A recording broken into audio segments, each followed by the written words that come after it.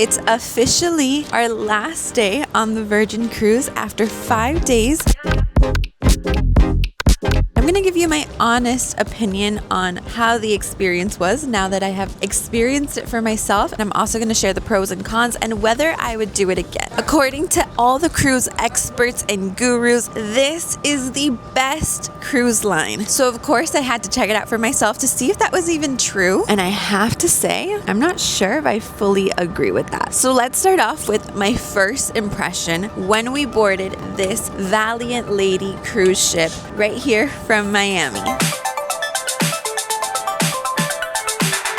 Normally, as soon as you board, you kind of just see everybody and get the feel of everything. But on here, it was completely different. For starters, as soon as you board, you get this little wristband, right? Mine says feeling naughty. Everybody else's says something different. And the very cool thing is that this is everything you use along the entire cruise ship. So this is what you open your door with, what you pay with, what you exit the ship with, what you enter the ship with. You don't need to carry any card or anything, which other cruise ships usually do. Everything is in here. Overall, the process when boarding, I feel like was a lot smoother. I've done Carnival, I've done Royal, I've done Holland America, and I've done cruises from like weekend cruises all the way to a 14-day transatlantic cruise, literally crossing the Atlantic Ocean from Europe all the way back to Miami. Another huge thing that you will realize and see as soon as you board, no kids. No kids, and I feel like everyone talks about other cruise ships being like older crowd and just like seniors and things like that. Well, I feel like Virgin literally came in and filled this void where it's not seniors at all. You see all kinds of ages except for kids, obviously. So it just feels like just more fun in a way. Like everyone's like having fun, but it's like adults. So you literally get on this cruise ship and it feels like an adult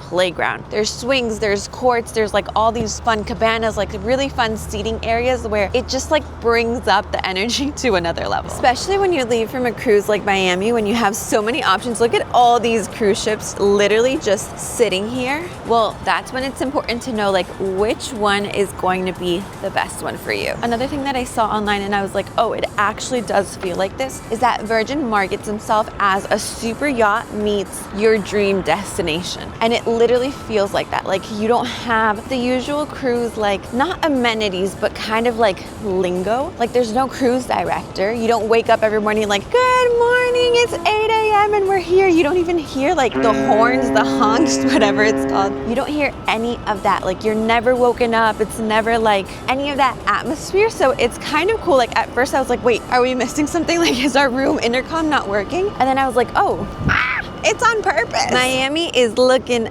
dark and a bit cold, but it's okay. Now on to probably one of the most important things when it comes to cruise ships, the food. Everybody talks about the food on Virgin, and I have to admit, they were totally right. First of all, the experience is unlike any other because unlike the other cruise ships, this one is completely all included. So usually in other cruise ships, you have like fine dining. This one, it's already there. Now, the thing that I really didn't like about the fine dining is that you have to make reservations. And I'm here with a group of 7. Like we're celebrating my grandma's 80th birthday and we are Latinos. Like we are not on time to anything. So we weren't on time to make the reservations. And out of our 4 or 5 nights, one of the nights we didn't have a reservation. So it was like, where do we go? Like, of course, you have like the food court, which isn't buffet. Like it's a lot nicer than the other cruise ships. But still, we were like, we want to sit down. We want to have the experience to try all the other like fine dining restaurants. And we couldn't get in because there's such a long wait list if you don't have a reservation. And obviously for a group of 7, like it's pretty much impossible that they're going to sit you down unless you have a reservation. So if you are going on Virgin, as soon as those reservation spots open up, you have to book it. Like you can't be like us and book last minute because you're going to miss out on things, especially if you're coming with a large group, which I have noticed that Virgin like attracts. Cruise ships obviously always attract like those big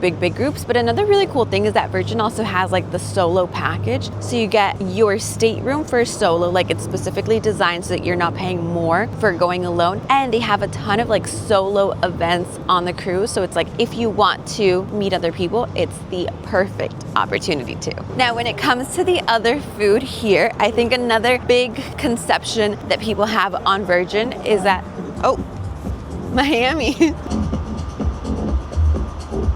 It's literally like Sunday at 9 a.m.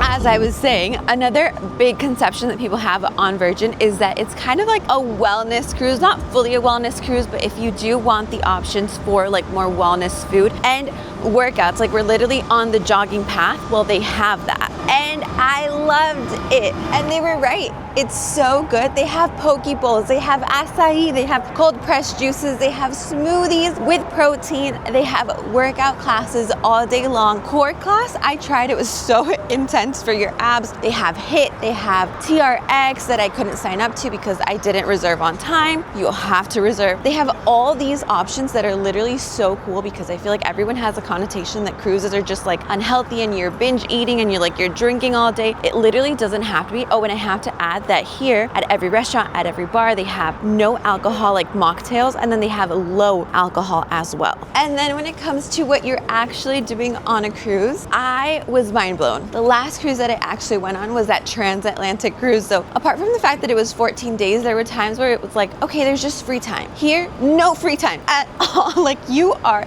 bouncing, you are busy. Like at any given time, you have to pick because everything that they have is literally, it's fun, like you want to attend, and it's back to back to back. So they have music all the time. They have arts and craft for adults. They have insane shows. They have things going on at the spa, at the gym. Oh, the spa, I loved it. Like the full thermal suite. That's usually something that you'll find on all the other cruise ships, Holland America, Royal, like they all had that. This one was really nice. I really liked it, but literally always things going on. Oh, and not to mention the fact that Flo Rida showed up as a special guest. Like nobody knew. We had a pajama party on the first day, and then Flo Rida literally showed up and he gave us basically like this private concert in one of the cruise ships like event spaces, like where they usually have like the nightclub and the shows. He was literally out there singing all night. That was so much fun, and I think something that nobody expected. And I feel like that's something that only Virgin would do, like these pop-ups, these like special things that they add on, like bringing someone on board or things like that. Like I've heard it happen before and nobody expected it, and we literally got a notification like, hey, in 1 hour, like join our special guest at the Manor, I think it was. Now when it comes to the rooms, I would say that they're pretty similar. I did feel like these rooms are a bit bigger. I don't know if it's also because right now we're in a room with 3 people, so we have like a huge king bed, and then we have another bed coming off from like the ceiling. It's a single bed, but it was super, super comfy. And one thing that I loved is that all the rooms are smart. So your curtains, everything, it's controlled by a tablet that you have, your room temperature, the lights, like everything can be done from there. And of course, because everything is already included on the voyage, even like gratuity and all those extra things that other cruise lines usually add on, you can order in-room dining service, like anything straight from your tablet to your room. You have this full like entertainment package, so you can watch movies from your room, like all kinds of things. Also, one thing that I have to mention is that the Wi-Fi, I didn't upgrade, like I just had the regular plan, and I've been able to go on social media, like I've been able to get like all my messages, something that I know all the other cruise ships like charge for. When I was in Holland America, I was working, because you guys know that I still work remotely while traveling, and I had to pay like the premium package in order to be able to work and get messages and get emails. I don't know why, but not on this cruise ship. Also, from our group of 7, there were other people that had like the suites with the balcony, and I think another thing is that the balconies here, they're a bit more of like an ambient space. So everyone knows about the typical, like the famous hammocks that all the Virgin cruises have. Well, it's actually like such an experience, like hanging out from there all day. Like it's really, really nice. And also our room was an inside room, but we did have a view of the ocean, just no balcony. And like the porthole was actually big and had like a full nook, so you could read there. Like I feel like that's one main thing here. Like the spaces are more designed for you to just like be chilling anywhere on the cruise ship. Ahoy sailors, we know it's hard, but it's time to go.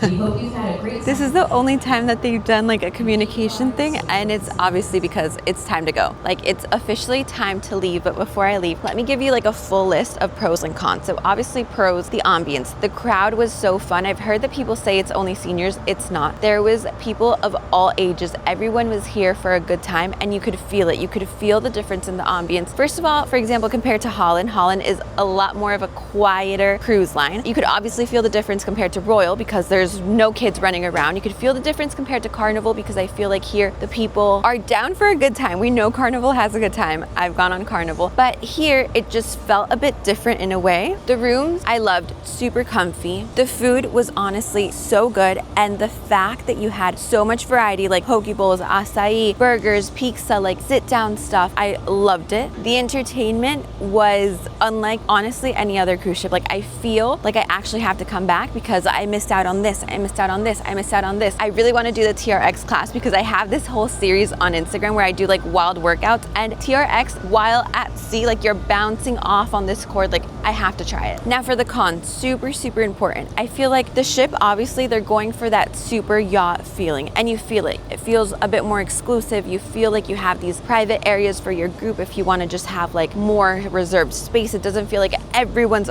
all together all the time at all the events. But I do have to mention that sometimes you miss the slide. Like I love a good slide, and I love like a bit more of like that big cruise ship feel. Like on the Royal you have like that central park where you're walking through it and it feels like, whoa, this is insane. Like that feeling of wow, like how is this all built on a cruise ship? You don't really feel that here because here it just feels more like that super yacht. The pool is small. It is very small compared to all the other cruise ships. Holland had an amazing pool that could also be covered indoors, which was super great for our transatlantic sailing. Here, there's no covering and it is tiny. Let me show you it. It's covered because it's obviously time to go, but this is it. There are like jacuzzis and I think like a smaller one over there, but you get it. Like it's just like not like that vibe. Like over there you can just see, guys, rock climbing, tons of slides, like that thing that swoops you all the way down. You're not gonna get that here. Everything else was pretty much the same, like casino, gyms, huge gym. This one actually had like 2-floor gyms. The floor plan layout, like where you have everything, like pretty much the same thing. After all the different cruise lines, would I do this one again? I definitely would, and I would do a long itinerary instead of a short one because I feel like you have so much going on, and also the destinations where you go are pretty great. You want to enjoy the ship and you also want to get off, and I feel like I didn't have enough time to do it all. So I want to come back. I need to try the Wake restaurant. I need to try the pink agave, which I heard was so good, like Mexican food. There was even one night where they had like a live band in there. Like I missed out on things because there's obviously so much going on. I don't know how many floors we're going down, but we're going down like thousands and thousands of stairs. Okay, we're on 8. So if I would do it again, I would definitely do it again and on a long itinerary because I definitely feel like I didn't have enough time.